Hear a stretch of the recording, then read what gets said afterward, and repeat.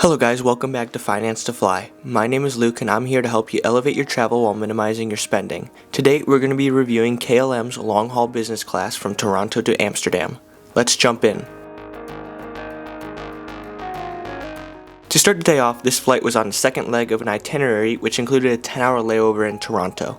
That being said, we had hunkered down in the KLM Crown Lounge and the Plaza Premium Lounge for that 10-hour layover, and wow, did that really make a difference. The food was good in the KLM Lounge and had more room overall, but the Plaza Premium Lounge had much better food but lacked in space because both British Airways and Etihad Airways business class passengers had their own sections blocked off.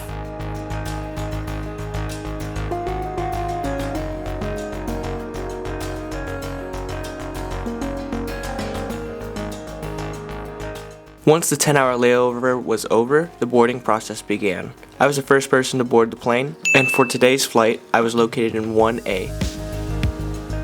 Upon reaching my seat and getting settled in, the flight attendant came up to me with a menu and an amenity kit. Even though this was only a 7-hour flight, there would be 2 meal services. On the screen, you can see the menu now.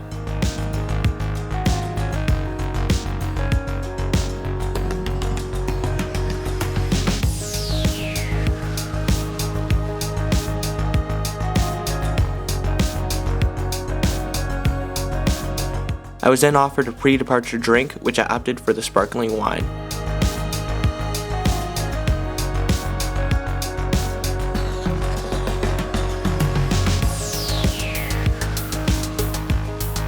For the amenity kit, it had the basics: sleep masks, socks, toothpaste, toothbrush, pen, and some lotions.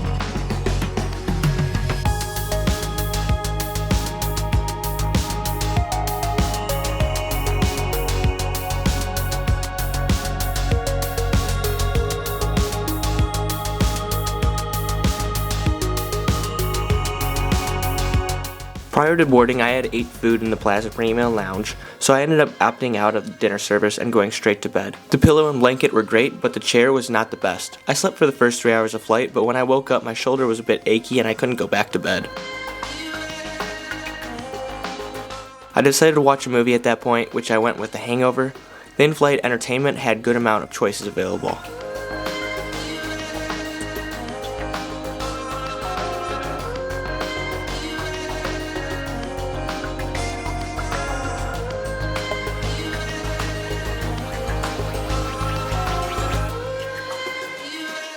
Next, for the bathroom. For it pretty much being a standard airplane bathroom, the houses on the wall gave it a nice touch. There were 2 bathrooms available to the business class passengers.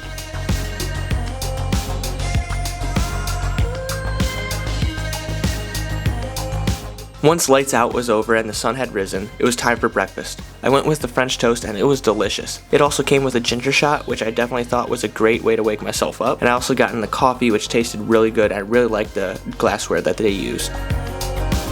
After breakfast was cleared, they came around with the tiny houses with a shot of gin in them. I went with house number 82. If you've flown KLM business class before, which house did you get? Shortly after that, we were on our descent into Amsterdam. Now I know previously I had a pretty wonky rating scale of like 60 points or something like that, but I've changed it up to be more simpler moving on. It's now going to be out of 40 total points rated on food, service, seat comfortability, and bathroom. There will also be a bonus category where any unique touches can be exemplified. For the food, I'm going to have to give it a 7 out of 10. The food was great, and although I missed the dinner service, the breakfast was great. One thing I wish I didn't see on the plate was the weird salad thing for the breakfast meal.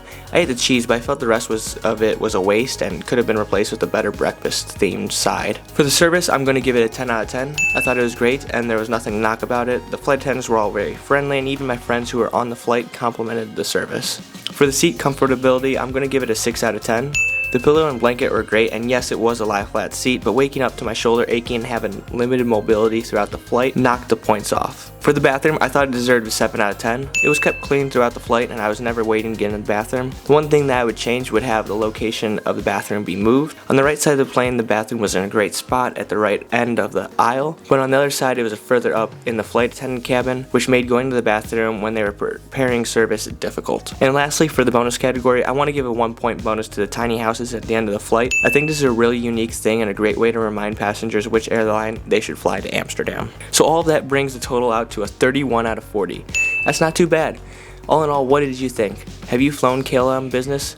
What was your experience? Let me know down in the comments below. And if you could hit the like and subscribe button, it would be greatly appreciated. Until next time, have a great day.